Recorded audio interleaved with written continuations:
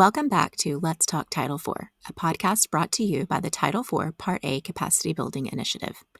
I'm Tiffany Lofton, and this month we're bringing you a conversation with Jamie Goodwin.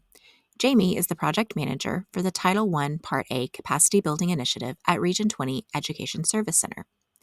Jamie recently shared her expertise with our ESC Title IV specialist at a monthly Zoom meeting, diving into the critical aspects of continuous improvement, district and campus plans, program intent, and the vital role of stakeholders. We're excited to share this informative and insightful presentation with all of you. Let's hear what Jamie has to say. I am the project manager for Screen, and know that I have 7,000 tabs open, as I should not. It's good to know, Jamie, that I'm not the only one that navigates with 7,000 tabs. I get made fun by Tiffany and Carrie for that. Well, I'll tell you, I was meeting with Corey and Nick the other day, and Corey's like, I cannot believe you have so many things on your desktop. I said, well, it is what it is. So I'm glad that you're a part of my team. So let's talk about the stakeholders in the CNA. So I'm going to start off with stakeholders in general, and not that you don't know what they are, but why are stakeholders involvement? Why do we need it? Well, number one, it's required by statute. It is a requirement to have them involved. Another conversation is that it involves transparency. We want our conversations with our parents to be collaborative, and we want to improve communication. We want people to understand. And so I think it was really apparent during COVID that if we don't tell our story, somebody else is going to tell it for us, right?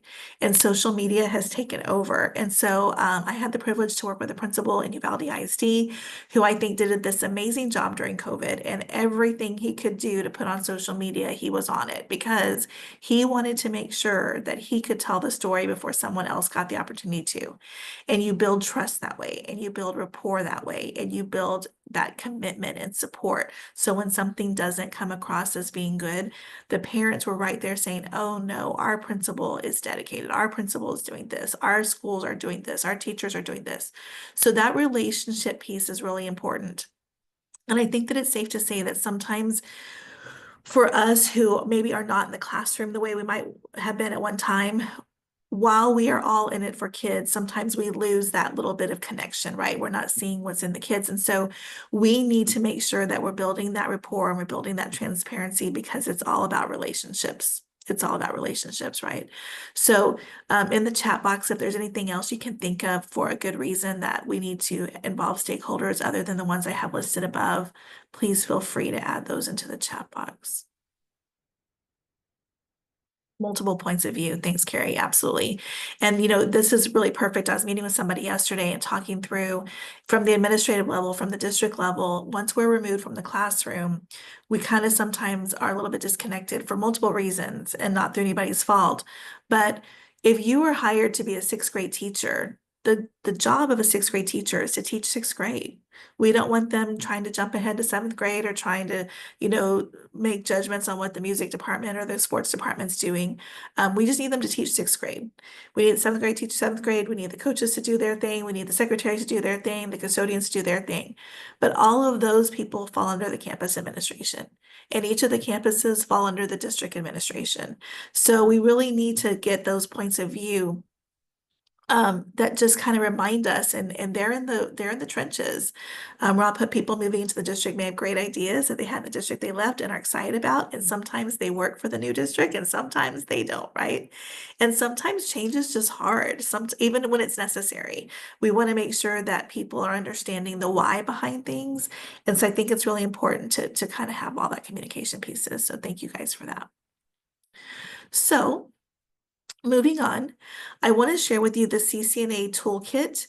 The CCNA toolkit is a collaborative piece that we worked with the agency as well, but it's a collaborative comprehensive needs assessment idea. And so I have got the link, and I'll share the slides with Carrie and Tiffany so that you can have them if you need them. But there on our website, we have what we call the CCNA toolkit. And starting on page 9, we have a listing of all of the different programs that we kind of consider. And I pulled up the Title IV page. I know it's very small, but let me show you what this one says. When it specifically talks about the statute pieces and the stakeholder involvement. And it really talks through that when the LEA is doing the grant application, it has to have consultation with the following stakeholders, and it lists it there. And we have a number of tools and sign-in sheets and things like that, but it has it for every single, I shouldn't say every single, for most of our federal programs. The reason that this is important, again, lawfully, is because you want to make sure that when you're making your plan and you're filling out that application, you have checked all your check boxes, but we also have a really purposeful plan, and we really want to make sure that we're making a difference. It's not just something to do. It's not just something to put on our calendar and get done. What we often find is that people or administrators tend to make sure that they meet their deadline because they've got to get their application in. And so we see all of the paperwork in a binder and on somebody's bookshelf, if they're still between the paper and digital age, they've got the binder that says, 2020, 2021, 2022, 2023. And they never look at it again. And the purpose is that this is a continuous improvement process, but we do need to have some timelines in there because of the application. All right, so the next piece of the toolkit is that once you get into the description of the collaborative process, and I'm going to dive deep into that just a second. You also get 2 pages for each step. And in these pages, it's going to talk about activities that may occur during the step, questions to consider during the step, resources that we have as an addendum or an appendix in the back, key considerations, needs-driven and context-specific approach, rigorous data analysis conversations, what you can do to improve the stakeholder engagement, and then a collaborative identification of improvement needs. And again, that goes back to taking everybody's feedback and consideration for those that were not in the trenches with them.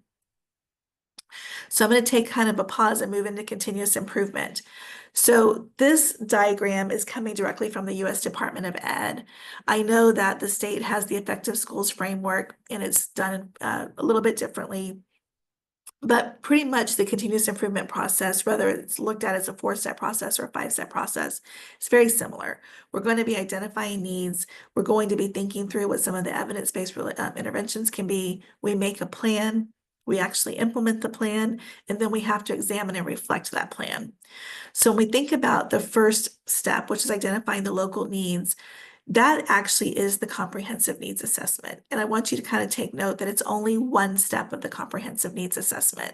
So the CNA is a little bit lengthy, but it should tie the LEA and the LEA and or the campus vision and mission together.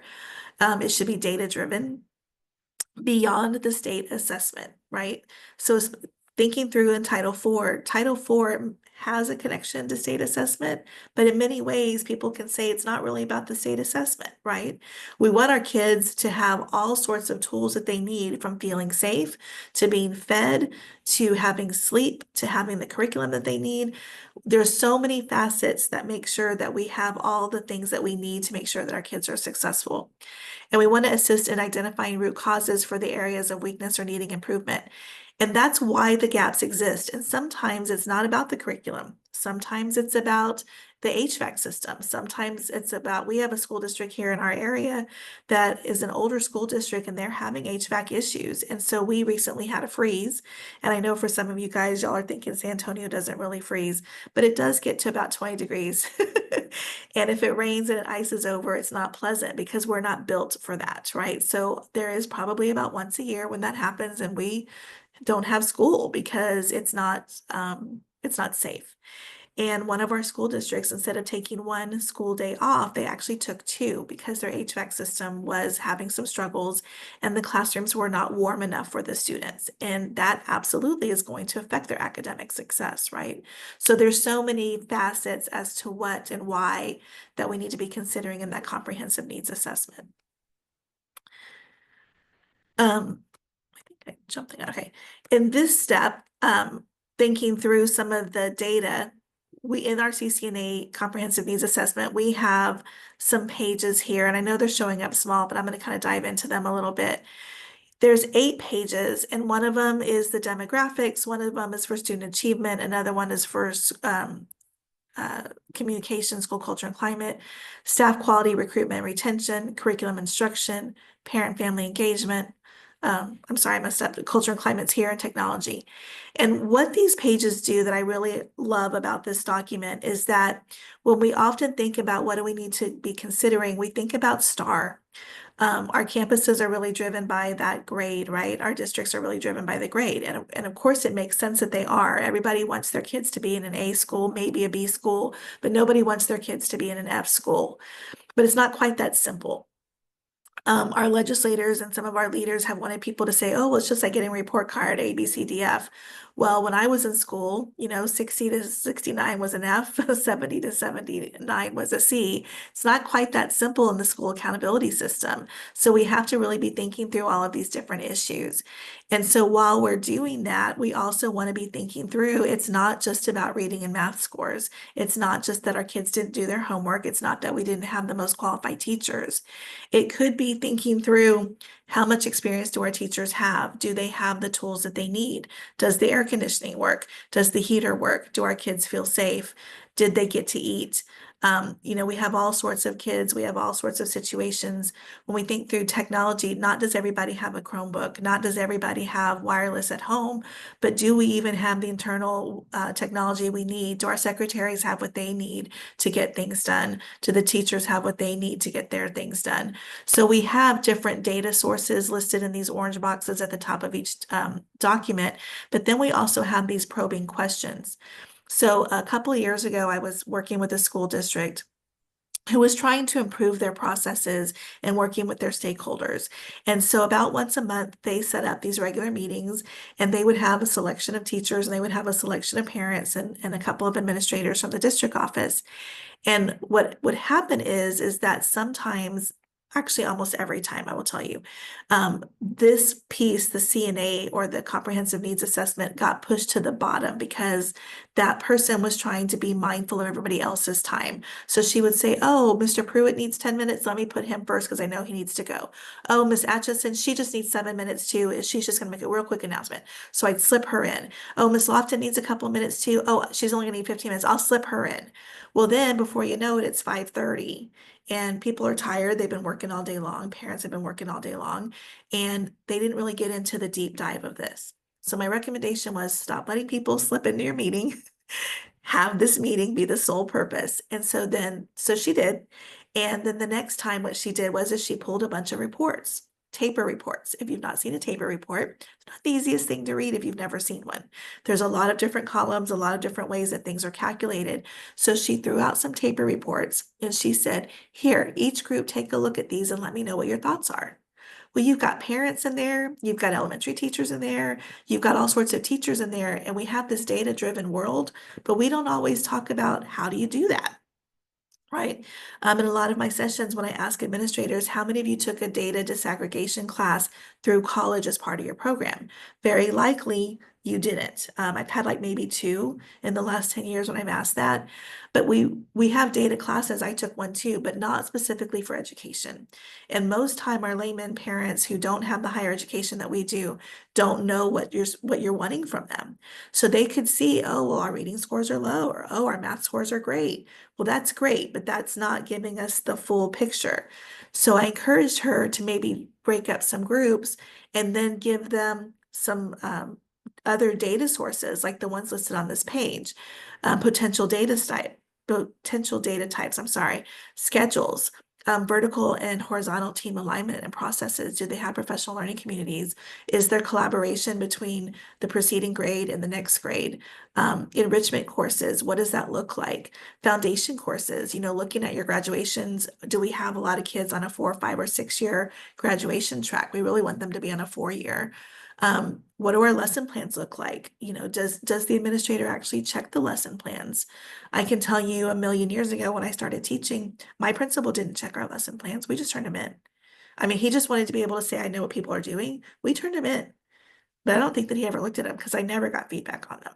I think things have changed since then. But it is what it is. So there's lots of probing questions here that could guide some of those conversations, but don't just throw a taper report out and say, hey, what do you think? Give them some conversation pieces, have somebody facilitate some of those conversations. So this could be a great way to kind of engage the parents, and they're done in layman's terms where parents can actually talk through. And just a simple question: do you feel safe sending your kids to school? Do you think your kids feel safe going to school? Do you feel like your kids are getting what they need from XYZ? Do the kids like the lunch that we serve? And is that important? Of course it's important. And people can say, no, I send my kids to learn. Well, sure you do. But don't you want your kids to be happy and safe and well fed, and their brains are developing and they need that nutrition? So all the things beyond the academics that need to be considered. In the continuous improvement process, the second step is really thinking through the interventions. So once we've been going through that data and coming through with some needs, we're going to start thinking through, based on what we addressed as the needs in step one, what are some of the strategies that we're going to do? And it doesn't have to be a product or a program. It can be anything that, we can be very imaginative on this. The sky's the limit, really, when it comes to the planning. We're not buying, we're not putting it on paper, we're not sending out purchase orders. We're just thinking, what is it going to take? And is it realistically doable? And then we start getting into what the plan actually looks like. So for step three is the plan. You're going to be thinking through, is it logical? Is it well defined? Do we have measurable goals? Do we clearly outline who's responsible for what? And are they going to be able to report on that? A lot of times what happens is we say, oh, well, we're going to do this, this, and this, but we don't hold anybody accountable. And we have to do that as well. We have to have implementation timelines. And the reason we talk about timelines is not only for the checks for understanding and for the checks to make sure things got done, but we also want to celebrate the little wins too, right? And it's always nice to say, hey, this month we did everything that we're supposed to do. We see that the students are really coming along. If in 3 months something didn't happen the way it was supposed to, we meet again and we say, hey, how come that didn't work? Let's modify a little bit. We don't want to wait till the end of the year to find out that something didn't work. Thinking through all the resources that we need. Is that adjusting somebody's time schedule? Maybe it's a paraprofessional who typically works 7:30 to 4. Maybe because we need assistance on the bus route, we adjust one paraprofessional schedule to 7 to 3:30. What does that look like? I mean, I don't know. I'm just throwing those examples out, right? I mean, you're going to have to follow your local procedures, but we want to be putting out the strategies and the action steps that are going to actually make this plan happen and that's doable. For step four, we actually want to implement the plan. And so while this sounds silly to actually put this as part of the process, people kind of, I think, fall short because we think, oh, well, it totally makes sense. We're going to implement it. But don't forget, we're going to make sure that we have all the procedures and that we're collecting the information and that extra data collection. Yes, we did it. No, we didn't. Does it work? Does it not work? Does it work for some, but not for others? And having those conversations and the procedures to collect that information, because it's another piece of the data. It's not a one-time event, it's continuous. And then again, I think kind of step four and step five go together. It's examine and reflect, monitoring for the success. I recommend reviewing at least by quarter. Personally, I think you can monitor even more often than that. And I think when it comes to stakeholder involvement, you have a number of stakeholders, right? Because your staff is your stakeholders as much as your parents, as much as your local businesses. Do you do part of those reviews at faculty meetings so that you don't have to bring teachers in later? Do you bring parents in at different times? Do you, at a football game, say, you know what, I'm looking for 6 parents on social media and 6 parents that'll come to the game early. You're going to get a free t-shirt if you come to my meeting. And you don't take them out of their regular routine. A lot of times what we find is that people say, well, we had a parent night and nobody comes. Okay, well, we know food works, but we also know that you're not supposed to spend federal dollars on food. So how else do we get parents to come? We have to meet them where they are. In the area that I live in, we have a lot of small surrounding towns. And so people are traveling, commuting an hour each way. If you were to have something immediately after school, those parents aren't going to make it. We have a lot of blue collar, parents in our area as well.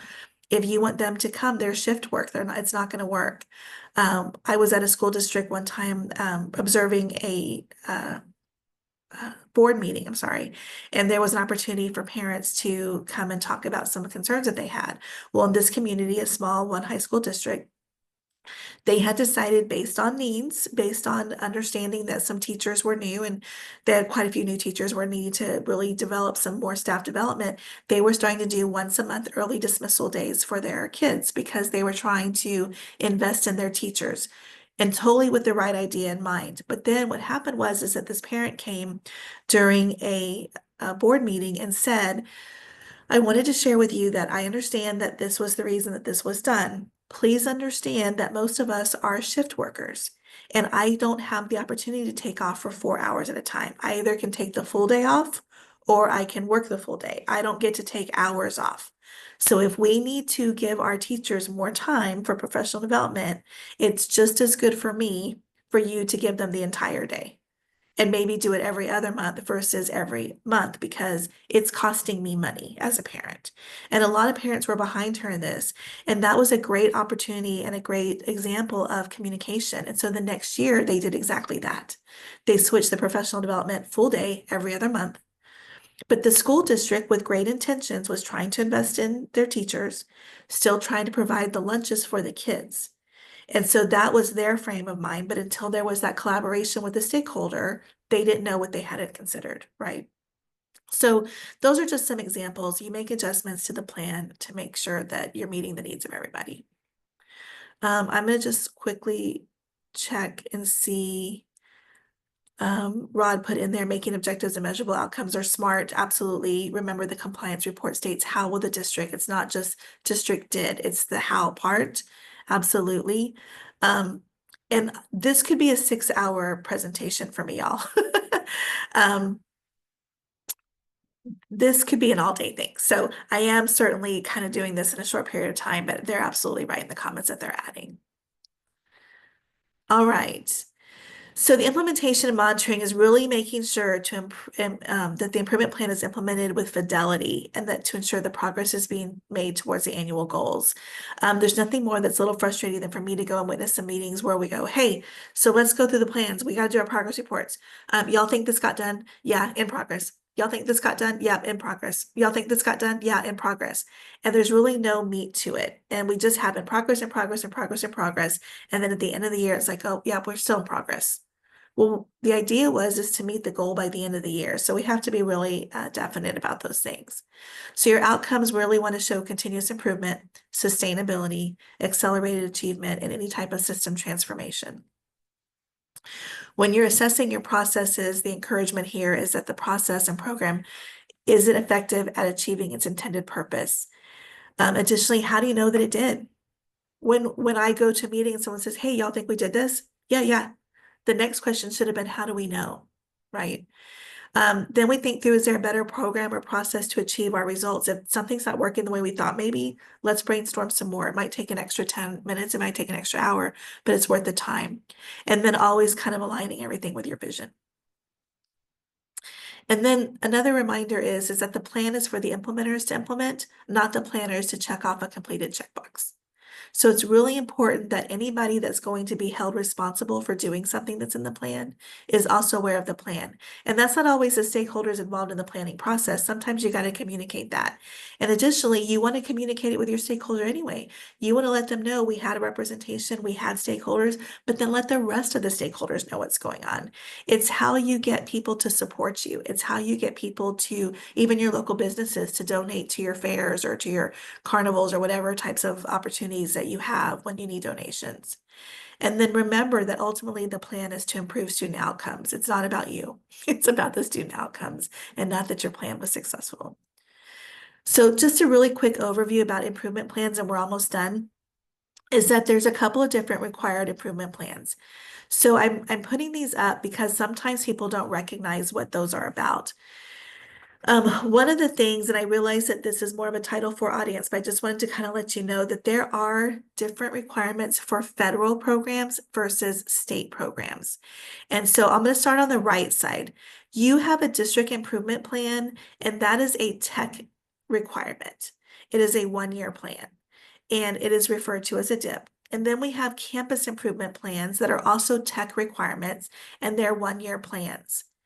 If you're receiving federal programs, and I'm using Title I as my example here, You also have a federal plan that needs to be done, and it's referred to as the LEA program plan. Most times, and there has been some confusion, is that the LEA program plan can be embedded in the district improvement plan because there's a lot of similarities, but there's also some very distinct differences. So if your campus is receiving the federal funds, say for Title I Part A, you have to make sure that anything that's required in the Title I Part A plan, if you're embedding it into the improvement plan, that all of those requirements are there. You can't just assume, oh, well, the district improvement plan is the same. It's not. So some people are embedding it. Some people are actually adding it as an addendum just to make sure that they got it done. And then additionally, if the district is receiving federal dollars and they're dispersing it to the campuses, then the campuses would also have a federal plan that has specific requirements in addition to what the state is requiring to as a campus improvement plan. And again, can be embedded or can be done as an addendum. And what's really important to know here is that regardless if they're embedded or if they're added as an addendum, federal policy is actually going to be the one that gets audited tied to dollars. So while we know we want to make sure that we meet all of our tech requirements for district improvement plans and campus improvement plans, if you were to get an audit on any of your federal stuff, your federal stuff is tied to money and you risk getting dinged, you risk paying money back, you risk losing money in the future if you don't have all those federal requirements taken care of if you embed them into your state plans. Okay. And last but not least is intent and purpose. When people are making plans and they're thinking through how they want to spend their money, there's a specific intent to each program, and I've listed them here. I'm certainly not going to read them all to you because I'm going to share the slides with Tiffany for her to pass on. But I want you to kind of understand too that when sometimes our faculty or even our campus administrators, because they might not realize certain things, and certainly the parents, can we purchase this with these types of funds? Well, the answer could be maybe, it could be no, and it could be yes. If the answer is no, it's because it doesn't align with the intent of that particular title. If the answer is maybe, it's because it's probably not addressed as a need in your comprehensive needs assessment in your plans. And remember that these are living documents, so they can be adjusted through the year, but we also want to make sure that you're aligning that whatever you're wanting to seek out and spend your monies on, that it aligns to the plan. Okay. And remember that programs are not funding sources. Again, you can't just say, hey, we have Title I money, can we go buy such and such? Depends. Does it align with the program's intent? So we really want to make sure that those are out. Anybody has questions, let me know. Thank you. Sure. Jamie, thank you so much for the guide. We guide people to it all the time. Thank you. And so we appreciate all the effort that you've poured into that and the resources available there. Thank you also for just weaving these pieces together better so that we can understand, because working program to program and not siloing the federal programs, and also making sure that we're engaging folks the way we need to. So just appreciate all the efforts that you guys have done over the years and the way you're helping the other state initiatives be able to help our folks with what we're doing. So just Thank you. thank you. And thanks for the opportunity. And my email address is on the slides as well. I'm going to send them to Tiffany right now. And if y'all have any questions, feel free to contact us. Yeah, Thank you. thank you. Thanks for joining us for today's episode. You can find more information about Title IV Part A on our website, which is linked in the bio, or on the TEA Title IV Part A Student Support and Academic Enrichment site, also linked in the bio. Be sure to subscribe to our channel to receive updates on new episodes.